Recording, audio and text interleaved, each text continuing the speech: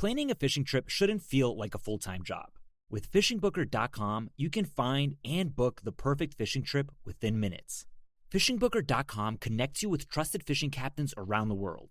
Booking is fast, easy, and secure, with access to verified customer reviews, loyalty rewards, and around-the-clock customer support.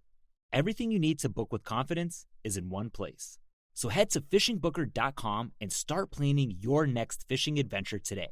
Planning a fishing trip shouldn't feel like a full-time job. With FishingBooker.com, you can find and book the perfect fishing trip within minutes. FishingBooker.com connects you with trusted fishing captains around the world. Booking is fast, easy, and secure, with access to verified customer reviews, loyalty rewards, and around-the-clock customer support. Everything you need to book with confidence is in one place. So head to FishingBooker.com and start planning your next fishing adventure today. All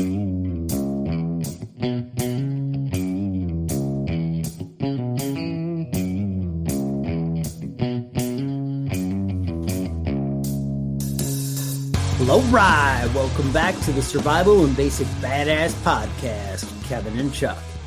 Today, we're going to talk about the principles of personal defense. So, there's a book by Jeff Cooper, who I believe ended up as Colonel Jeff Cooper.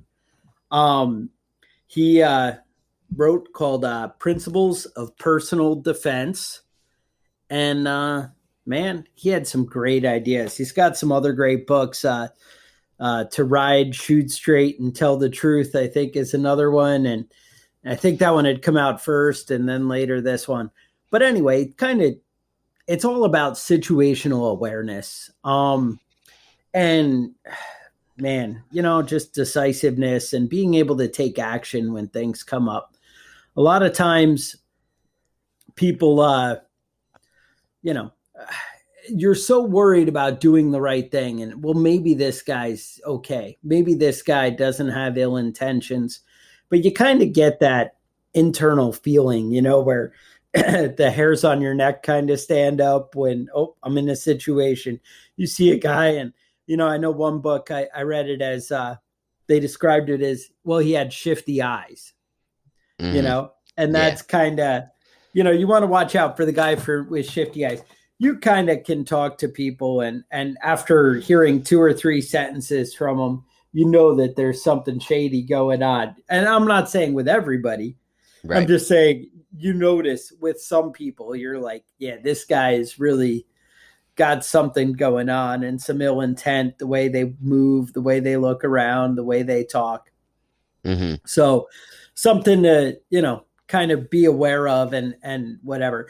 And the idea is that in a stressful time, a situation where, a shit hits the fan kind of scenario after an EMP where, power goes down for 10 days and you call basically anytime you call 911 and you get a busy signal, that's when these rules kind of really start to kick in and apply. The idea is when nobody else can help you, you need to up your level of reaction. And in a way, you need to be prepared all the time, right? I mean, if somebody comes up to you in a dark alley, it's a lot better to come out of it, well, I'm alive, he's dead, I can tell the story, than you're dead and he's alive. I mean, there's a point, but you always kind of get that second guessing of, well, what's the right thing? Can I really use my gun?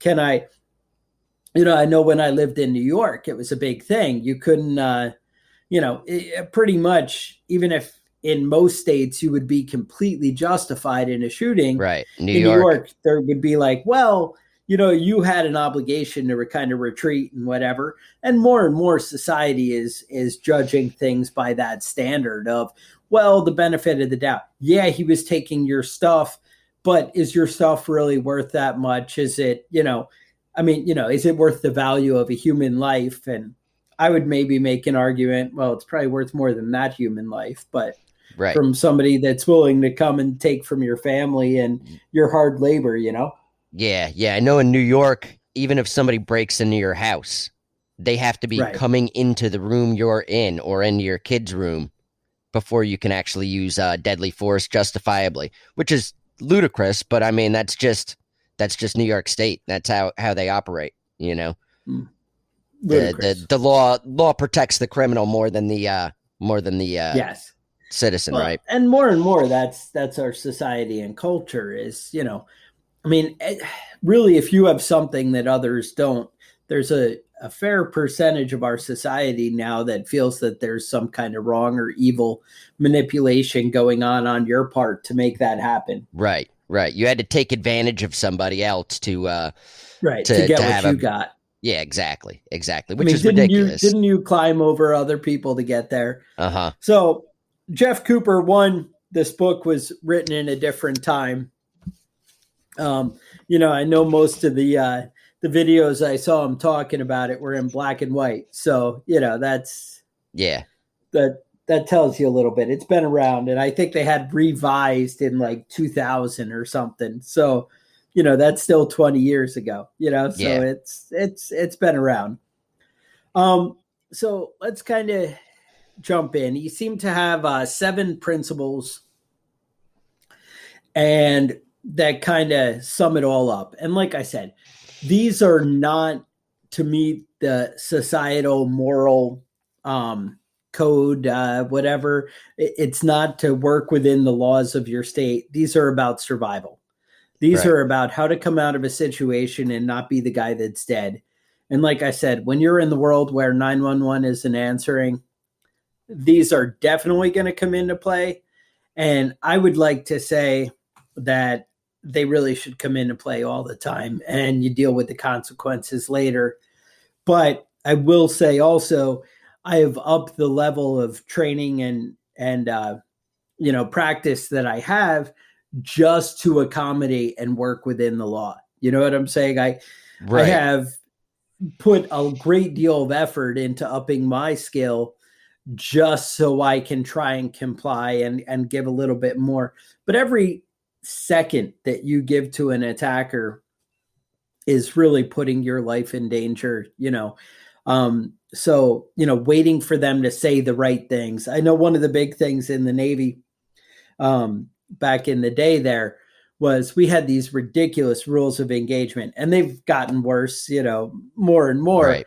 But we would have these like pier sentry watches or quarterdeck watches where you're standing guard. Basically, somebody could walk up with a gun in their hand, but if they didn't point it at you, you couldn't do anything. You had to be like, oh, sir, please stop. Mm-hmm. And then they'd keep walking, and you'd be like, well, I can't shoot you or anything, but really stop. Yeah. And you'd have to let them get right. Now, when they lifted up their gun and pointed it at you, then we could shoot them. Mm-hmm. I could shoot him in the shoulder or whatever one time, and he puts the gun down and goes, hey, I'm not shooting anymore. And you'd be like, all right, I have to stop shooting. And then he could walk up even closer. And then as soon as he lifted his gun again, then I could react. It was kind of always, and that's kind of the way they tie our hands in society now. Mm-hmm. Is that's really what is expected. You have to be in immediate danger, or you have the obligation to kind of retreat or whatever. Now, those of you in Texas or in my state or, other ones around, not really the case. Pretty much you're in my house and you're not leaving, I can shoot you.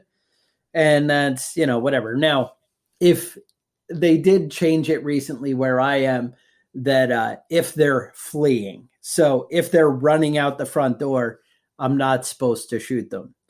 So, whatever. That's almost reasonable in my book, but, still, I'm like, you came in my house. That was your first mistake. Right. You made the mistake here. And in that sort of situation, it's not me. Right. In that sort of situation, to me, it seems that a lot of society is a little bit ridiculous about these types of, rules about, protecting yourself. And just because somebody's leaving doesn't mean they're not going out to their car to get their gun. Just because somebody's leaving doesn't mean that they have no ill intent anymore.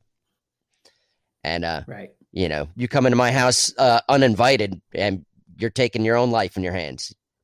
That's it. But My obligation is to protect my family, and in a way, protecting myself is protecting my family. right. I'm a big provider in my family, and I take care of things, and I can't be there to look out for my family if I'm dead. So, Right. that's a big thing. A lot of people end up doing where they find they work themselves kind of to death trying to take care of everyone else. And you got to realize that taking care of your own self is very important in protecting others. If you're Right. not taking care of your own self, doing your own, watching your diet somewhat, taking care of your health, not working yourself as you're getting sicker and sicker and ignoring, symptoms and things like that. You're like, yeah, but I have to keep going. I have to keep, paying the bills for my family. Well, Right. if you end up dying next week, that's not gonna, That's not helpful to it's not going to help anybody. anybody. Yeah. So that's something to, be aware of, and something that you understand what you're doing. So anyway, as we get there, the first principle that he outlines is alertness. And this is just true situational awareness. One of the Right. quotes in the article that the chapter that I read was, a commander may be forgiven for being defeated, but never for being surprised. Mm-hmm. And that's the Right. thing. I mean, you may be outgunned and outnumbered and outmatched, physically and training wise, tactically, I guess would be the word. You may be outmatched, but you at least should be paying attention, Right. and you should be thinking of scenarios and what might be happening and what might go on around you and how to prepare for that kind of thing. That stuff matters, It's your job as a leader. And when I say leader, I mean your job as the head of the family, your job as, as a man, as a provider, protector. Some people are like, oh, well, a woman can, and yeah, a woman can. But your job as a man is to take care of your family. And I believe that. And I'm not afraid to say it. I don't know if you guys noted, we use Squadcast, and they make us pick out a pronoun before we come on, because Which is the in most our politically preposterous correct things ever. world. So I put awesome as my That's your pronoun. pronoun. I'm just saying, Uh-huh. I bring that to the table, right? I was going to put they or whatever, but I didn't understand really what that meant. So I don't understand how that stuff operates. But that's the thing is, a commander needs to be in charge, and you as a man or as a protector of your family, be it a woman, whatever, your job is to be aware of what's going on, what potential threats are out there, what, really can hurt or affect your family. And that's protecting your livelihood, your everything. Go ahead. Yeah, I think a lot of that comes down to, the basics. It's a woman's job to protect herself and her kids. But a man, it's his job to protect everybody around him, even strangers you don't know. I think a man has an obligation to protect people that, might find themselves in a shitty situation. If I'm walking into the gas station and I see some dude smacking the shit out of his girlfriend, that's my job to fix that, to keep that from happening. Whether or not I know these people, that doesn't really make a difference. And I think when it comes down to alertness, like we're talking about, that really applies anytime you're going out of your house. You have to have a little bit of a heightened awareness of what's going on around you, who's around you. And, a lot of the times you can walk into a gas station or a grocery store or something and look around at the people around you, and you can identify the people that could potentially be problems. They're not obvious, obviously, wearing a sign that says, I'm going to be an issue, but you can generally tell if somebody's going to be a problem or not just by looking at it. You have that intuition. That's something that, that's important that you rely on, your intuition, and there's certain situations where it's best to just turn around and walk out, just to not be there. And, it's always important to try and de-escalate a situation. You don't necessarily, you don't necessarily go to violence as your number one solution, it's always worked for me, but I mean, everybody has their own internal rules of engagement that they abide by, Right. and it's important that you have a comprehension of what you're willing to do in given situations before those situations take place, right? Right. Know your role kind of before. I definitely play out scenarios everywhere I go, and just kind of, think of what could happen and where it would come from and what I would do if that. But it's one to train myself to react so I have a decision made. They say if you decide what you would do before it would happen, you're going to go right there instead of second guessing. Well, what's right? What's wrong? What's whatever. When you play it out, you're like, all right, I've contemplated this. And I'm not talking about spend every minute of your life paranoid. What I'm saying is to be aware and give it 10 seconds. Hey, what if somebody came in there? What if that happened? What would I do? All right, where's the exit? Where's something I could go for cover? Where's something, that I could go to hide people? Where's something I could, each scenario, at least you're prepared for it. One of the things they mentioned under alertness was that there was a German pilot in World War II, Hartmann, I think was his name, and he had 352 confirmed victories, right? Mm-hmm. But he said that 80% of his victims never knew he was even in the sky or anywhere near him. Mm-hmm. Like had no idea. Right. And that's a lot of times how it happens. And it's not necessarily the skill of the attacker, although that's going to be part of it, but it's also people don't pay attention. Mm-hmm. And I mean, how much more so now that people walk down the road on your phone, looking at text messages, looking at Facebook. I mean, shit, if people are doing it driving, they're doing it walking, right? Right. So right. People's situational awareness or alertness in general is definitely not at an all-time high. That's all I would, add to that. Right. But next thing I would look at is decisiveness. Right. It is difficult for a domesticated man to change his instinct into one who can take quick, decisive action to meet a violent emergency. All right. Yeah. Now that's definitely, something to consider, because think of, we talked in the past about, so kind of beefing up the locks on your home and things like that. Because when you're sitting on the couch with a beer or whatever, and you're watching, I don't know, Roseanne or whatever it is people watch, I guess Last Man Standing is the new TV show that people watch.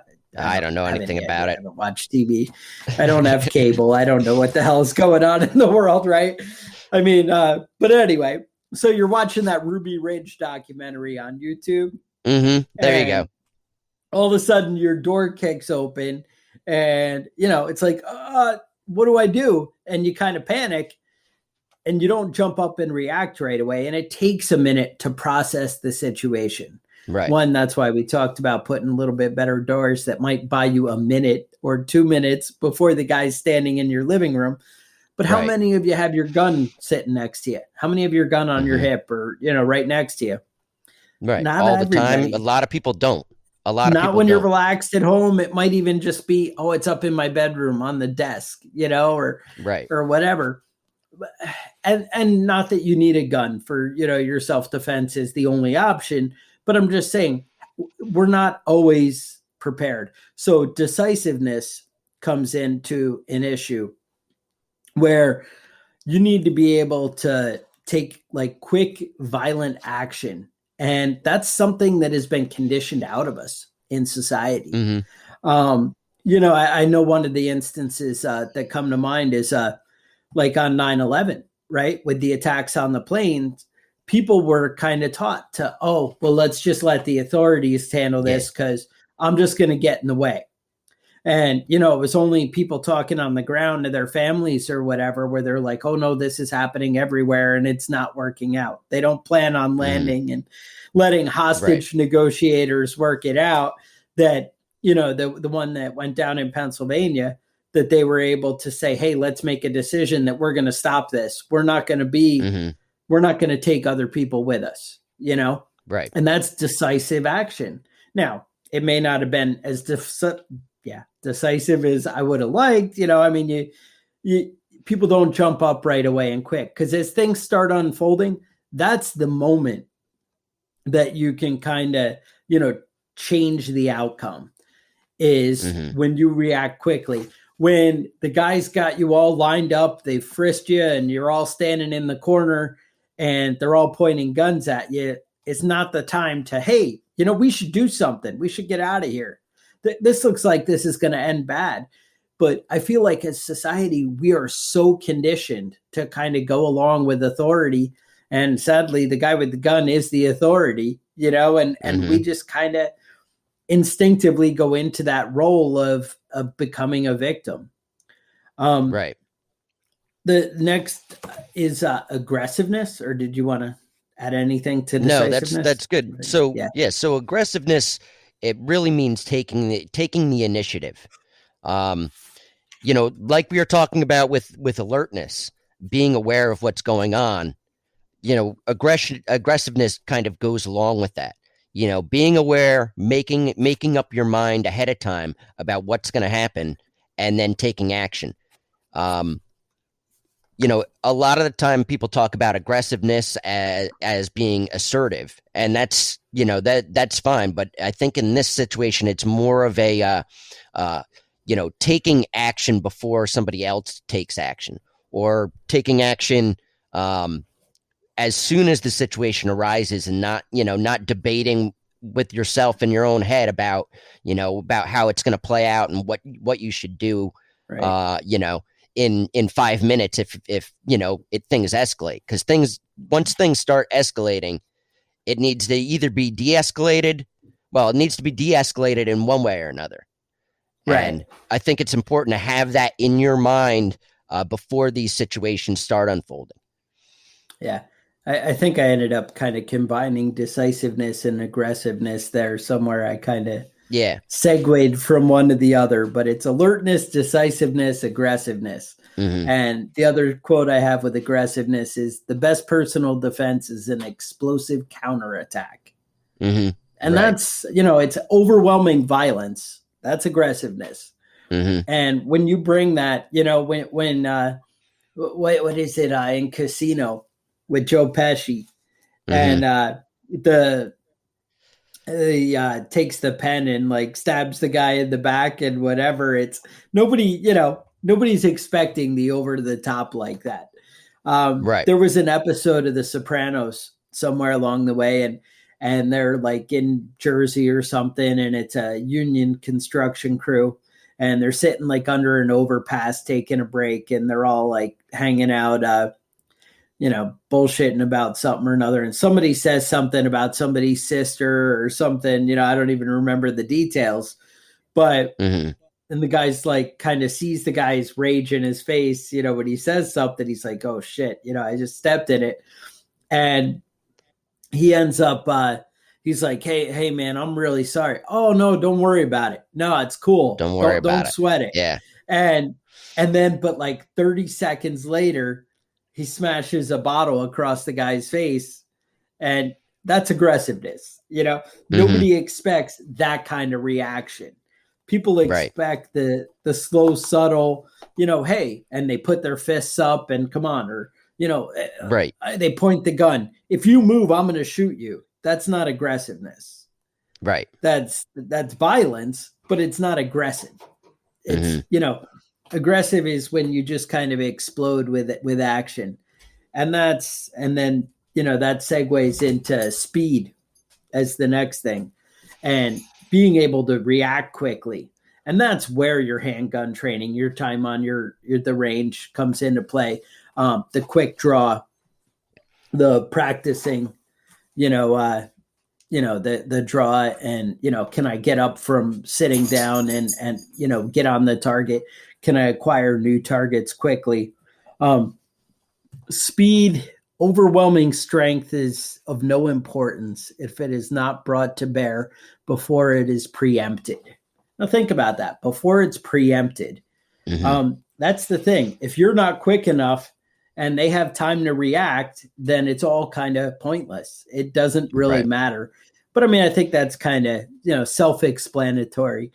I think one of the other things that I was thinking about is do unto others, but do it first. Right. They're like, oh, but yeah, you need to take action and take charge and just kind of bring it. And then this is kind of going to sound a little contrary, but work with me here.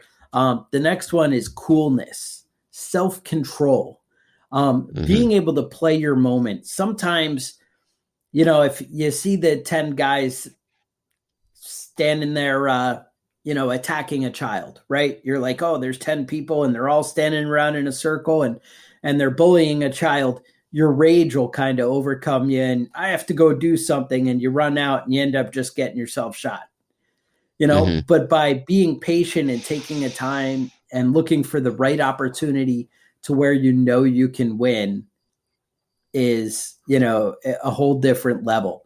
They say self-control is the one thing a sociopath does not usually possess, and you can use your self-control to his undoing. But go ahead.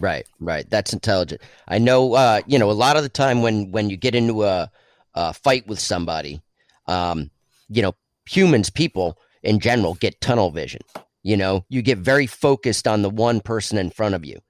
And, you have to have a split second in your head where you can kind of step back and be aware of your surroundings before things, before you get into it with somebody.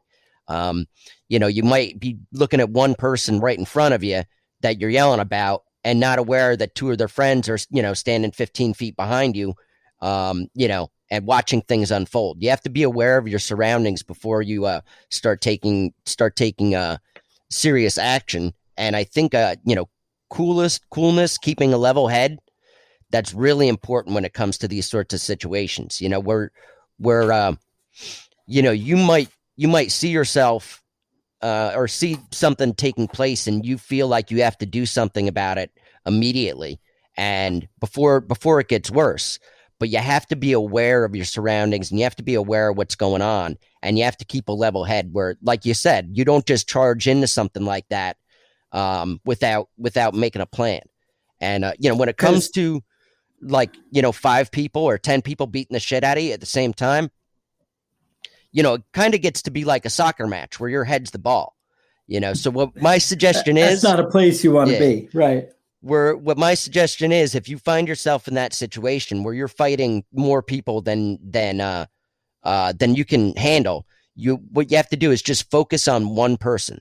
Goes from being a soccer match with your face to playing soccer with a ball that might bite your nose off. You want to focus on one person and fuck them up, and then you're gonna get your ass beat. But at least you're going to take somebody to the hospital with you. And those sorts of situations, that's a bad situation to be in. And you don't want to find yourself in that situation. But when you do, that's just my recommendation. My experience is focus on one person and take everything out on that one person instead of trying to fight everybody at once. Exactly. I'm not Jason Statham. I can't do that shit where you beat the shit out of everybody in a room, And that is where training, but I got to say, a handgun or a rifle helps. That makes a difference, doesn't it? That's definitely an equalizer. Mm-hmm. But I have seen, one of the things, as you get into the more detailed stuff in the book is, they talk about it is possible to overcome 5 attackers who are armed when you're one there that's armed, but that's when you start shooting when they're mid-sentence and everyone's kind of casual and whatever. Mm-hmm. And you're the guy who can take 5 quick, accurate shots, reacquire.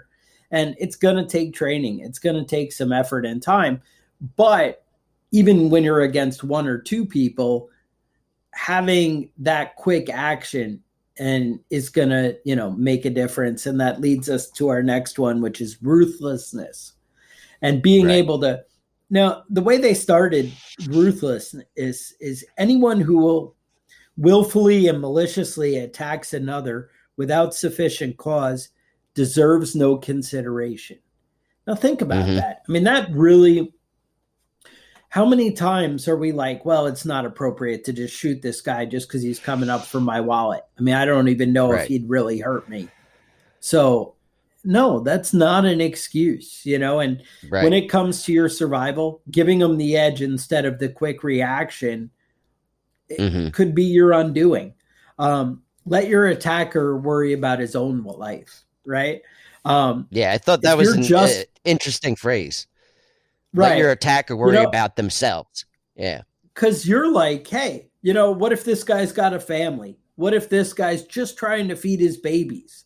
Well, yeah, that's not your problem. And I don't mean we don't need to be caring and looking out for other people. But when they made a choice to come attack you with force, when they brought a knife and threatened you, or brought a gun, or just came to take your belongings and what you've worked hard for, and they're taking food from your baby's bellies, then they don't deserve your consideration.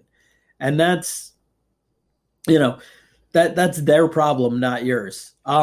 Basically, another thing to consider is if you're justified in a shooting, then you're justified in killing. Right. If you're going to get away with it legally to shoot somebody, like, oh, they broke into my house, so I had to shoot them. Well, then making an accurate shot and doing it in a ruthless kind of way. Now, again, I have to put the disclaimer in New York, that'll backfire on you. Right. I know that they were like, well, hollow point bullets are extremely lethal. Did you need to use extremely lethal bullets? Couldn't you have used the less Full Metal Jacket, less lethal bullets? Yeah. You were clearly looking to kill somebody when you put those bullets in your gun. And you're looking. Go ahead. Right. You're looking to end the situation before it escalates. My personal self-defense weapon in my house is a shotgun. That's my go-to. And I don't load it with birdshot, hoping to kind of hurt somebody so they get scared and run away. Them a little bit. Yeah, they'll back away. You hit them with birdshot, they'll just leave. That's right. Not the go-to. That sound of the gun cocking is going to scare them away. No, it maybe, but I'm not going to wait and find out if that's going to be the situation. Yeah, and I'm not going to wait to see if the birdshot scares them away either. It's buckshot and it's slugs and it's candy caned all the way down. And if you're already in my house uninvited, you're already a threat to my family, and I'm not going to wait and see how it plays out. And that's when it comes to ruthlessness. Your situation, right? And I'm not gonna stop shooting as soon as the person's down. I'm gonna stop shooting when there's no way that they're getting up and moving. That's when you stop. Maybe keep an extra round because you don't know if somebody else is there as backup. But, I'm not saying unload on somebody, but unload -1, Yeah. No, exactly. I mean, that's something you guys need to, but the thing is, you need to make these decisions and think about it now when things are calm and controlled, and you can logically play out scenarios when you can decide how am I willing to protect my family? What am I willing to do? How much are you willing to risk in order to, keep everybody safe? And again, you can't take care of your family when you're in jail, right? That doesn't help. Right. I'm not saying that, but I'm also saying considering, somebody else's situation before your own when they chose to do you harm is not going to, it's not going to end well. And number 7, we come down to surprise.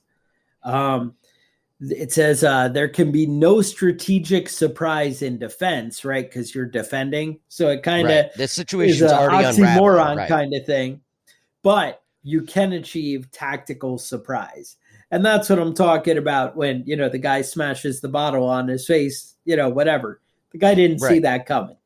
Nobody thought because he de-escalated the situation and then brought extreme violence, or instant violence.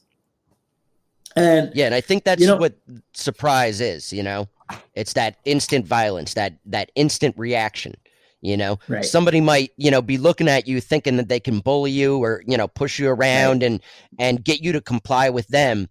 And, you have to be extremely aggressive. I've noticed that in most fights that I've seen or been involved with, the people that win the fight are the people that are willing to put the other person in the hospital.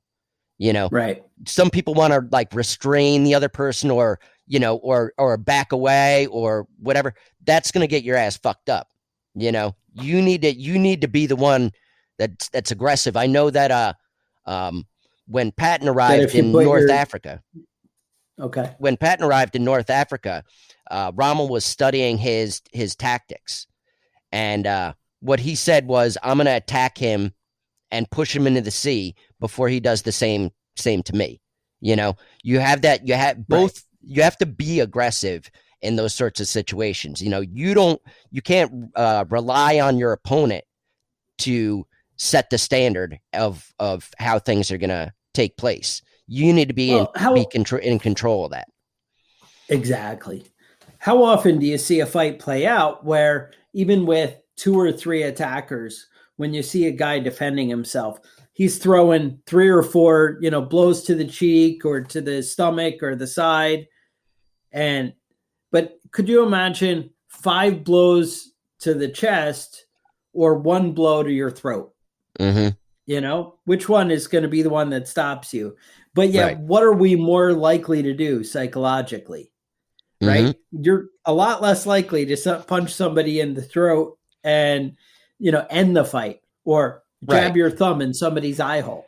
That's not something people do, but that's what's going to end the fight and get you out of there. Right. Now, you're permanently maiming somebody. That's true. Mm-hmm. But those are the things. Or, I hate to say it. I mean, people get punched in the nose all the time. That happens. But you're, I think, way more likely to blast somebody in the cheek or the side of the head than you are to blast them right in the face and break their nose and kind of, shove it in. Or I know one of the things they used to talk about, I remember like girls telling me in like elementary school about, using the palm of your fist and like driving somebody's nose up into their skull or something. But that's not I think what that's from the do. Last Boy Scout. That's not, and it's not. What it is? That doesn't actually work. You can't actually. That doesn't. You can't actually do it that way. But no. Right. But I mean, it's people you don't think aggressively like that. No, but I do know when you get blasted in the nose hard, your eyes water. Right. It blurs your vision. That's it. You can't see anymore. Right. And for the moment. Yep. I mean, it buys you moments, and people don't go with aggressive action like that. And that's a big thing, something you need to consider.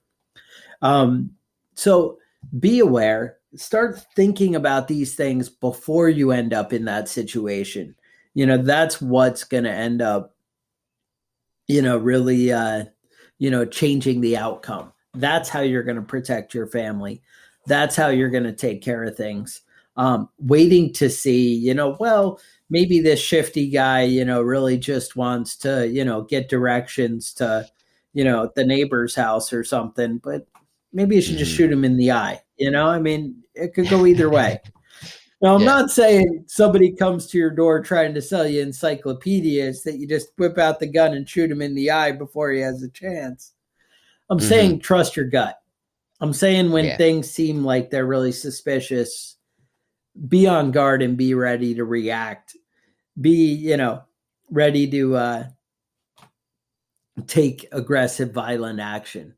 It's funny. One of the things in the article was they were like, they're using this book for training at law enforcement agencies, but they actually had it reprinted to take out ruthlessness and aggressiveness because they were like, oh, that'll set the wrong tone and whatever. Right. But the bottom line, you got to be prepared to, really take action, or you are putting your life in danger. And that's honestly, I hate to say it, the reason that a lot of good cops are the ones that get shot.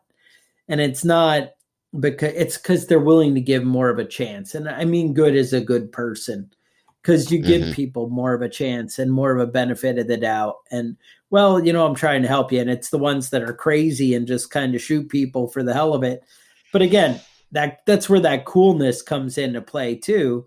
It's really take a second to read, the situation enough. But again, be prepared to react when it's warranted.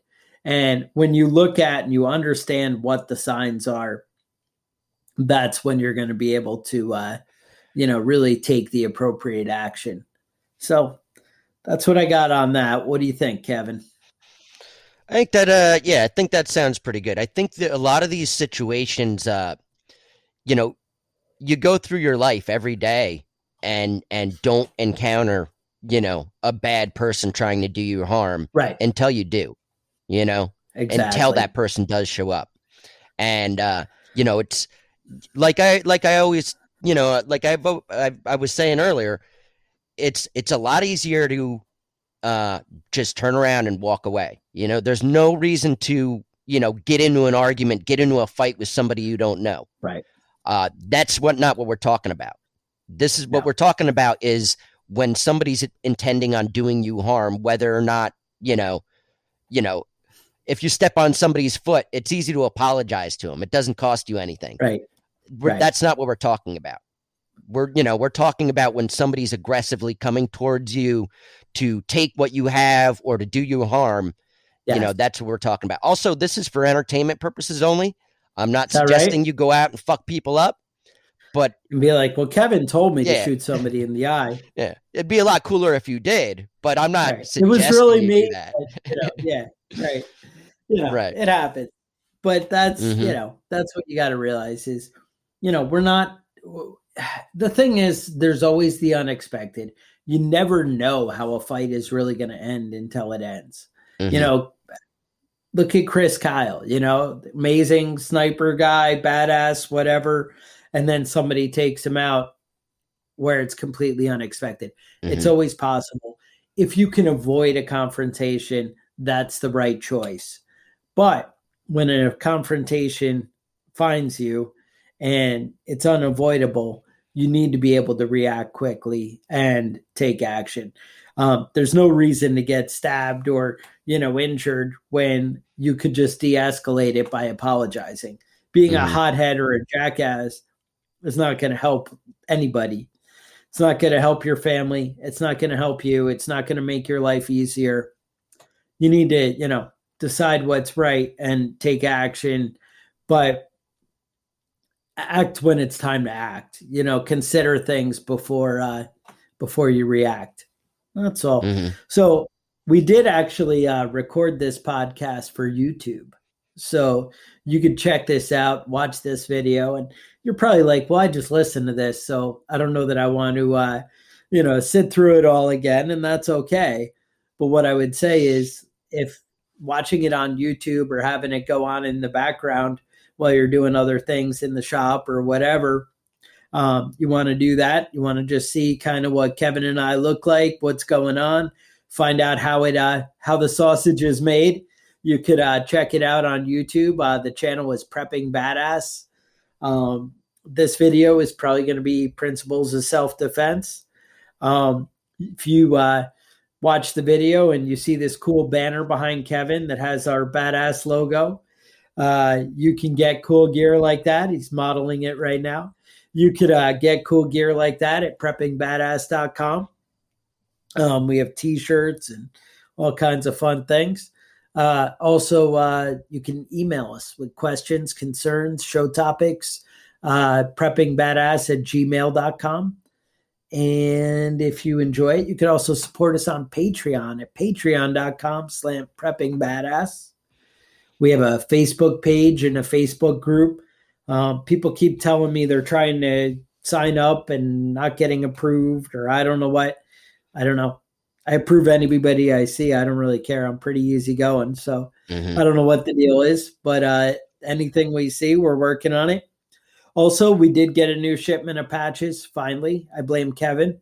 And they are all sent out. And you probably should be getting them right now. Unless maybe you live in Anchorage, Alaska, then I imagine it might take a little longer. I don't know if they have dog sleds or whatever, how they get mailed to you, but whatever. So if you're expecting a patch and you've been waiting for one and you feel you're entitled to one for whatever Patreon support, or if I promise something or who knows, then shoot us an email at preppingbadass@gmail.com with your address, and I would be happy to take care of you. Otherwise, stay safe, and we'll talk to you guys next week. The Survival and Basic Badass Podcast is a proud member of the Self-Defense Radio Network.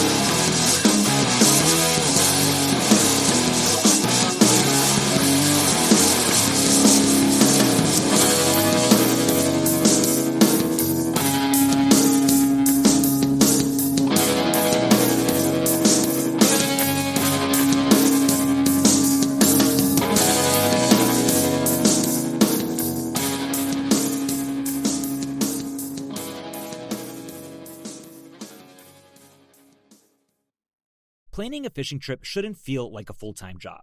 With FishingBooker.com, you can find and book the perfect fishing trip within minutes. FishingBooker.com connects you with trusted fishing captains around the world. Booking is fast, easy, and secure, with access to verified customer reviews, loyalty rewards, and around-the-clock customer support. Everything you need to book with confidence is in one place. So head to FishingBooker.com and start planning your next fishing adventure today. Planning a fishing trip shouldn't feel like a full-time job. With FishingBooker.com, you can find and book the perfect fishing trip within minutes. FishingBooker.com connects you with trusted fishing captains around the world. Booking is fast, easy, and secure, with access to verified customer reviews, loyalty rewards, and around-the-clock customer support. Everything you need to book with confidence is in one place. So head to FishingBooker.com and start planning your next fishing adventure today.